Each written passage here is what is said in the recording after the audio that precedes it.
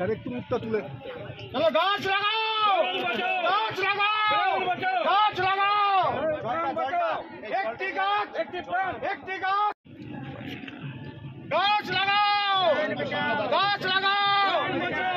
বা ইতিহাস হচ্ছে যে আমাদের এই অঞ্চলটা একসময় জঙ্গল ছিল, আসাম গাছের জঙ্গল ছিল, এবং সেই জঙ্গল থেকে যেমন কয়লা হয়েছে এবং সেই জঙ্গল কেটে আসানসোল শহর হয়েছে।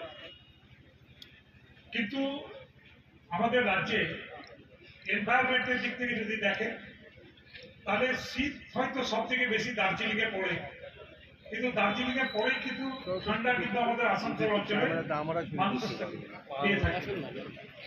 আর গরমের সময় সব থেকে বেশি গরম আমাদের রাজ্যে কিন্তু এই আসানসোল, পুরুলিয়া এই অঞ্চলেই থাকে। এবং যেটা ডিএম সাহেব বলছিলেন যেখানে যেহেতু অনেক কলকারখানা গলিয়ে আছে তার জন্য কিন্তু পলিউশন বড় ব্যাপার না। আমরা হাতটা ধরেন না, আমরা হাতটা ধরেন না, হাতগুলো ঢোকাচ্ছেন কেন? আরে এই গাছটা ছড়া, এই গাছটা ছড়া। আর উপস্থিত আছেন আমাদের ডাইরেক্টর স্যার, ডিবিডিএ এর জিএম উপস্থিত আছেন, আরো আমাদের এখানকার কাউন্সিলর মহাশয় উপস্থিত আছেন। আরো এটা গাছ লাগানোর নিয়ে আমাকে আলাদা করে বলার দরকার নেই। আমরা এই এপ্রিল থেকে যেটা গরম পেয়েছি ওটাই একটা উদাহরণ কেন গাছ লাগাতে হবে। এখন আমরা আগে শুনতাম 45 ডিগ্রি এইরকম টেম্পারেচার, 50 ডিগ্রি কাছাকাছি তাপমান চলে যাচ্ছে। এটা আমরা নর্মালি দেখতাম না। আমরা শুনতাম এটা তার ডেসার্টে হচ্ছে, রাজস্থানে হচ্ছে অথবা আফ্রিকাতে হচ্ছে, কিন্তু 45 ডিগ্রি টেম্পারেচার বাড়ানো খুব সাধারণ বিষয় নেই।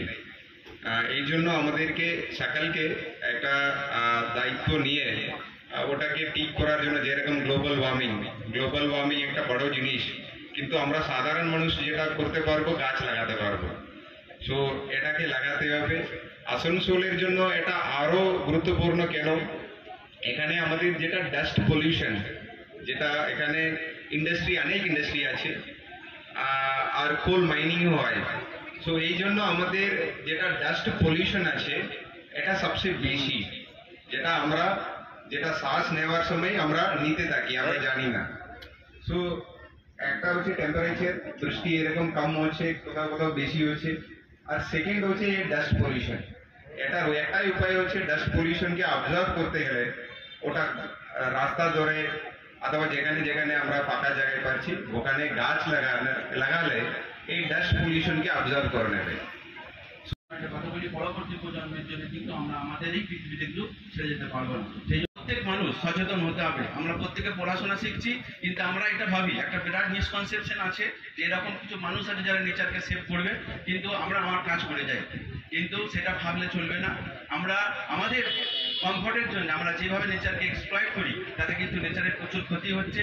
আগে যে নেচার ছিল, যেখানে নেচার এবং মানুষ তারা যে গাছ লাগাও, গাছ লাগাও, গাছ লাগাও, একটি গাছ, একটি গাছ, একটি গাছ, একটি প্রাণ।